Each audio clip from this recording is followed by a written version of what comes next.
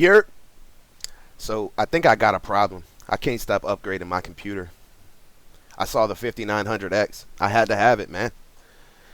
So other than that, what we got in here now is the Corsair 5000D Airflow. The nice LS100 strips. Fucking beautiful. The H115i Elite Capellix 280mm radiator. The best cooling I have ever had. I love this system. A couple more things I got left to upgrade. I did get some faster RAM, some 3600 CL16, and the only other thing that's on my list is a GPU. Looking for one of those 6800 XTs, and I can finally call myself done. I hope y'all like it. I appreciate you checking it out. Stay safe out there. I'm out.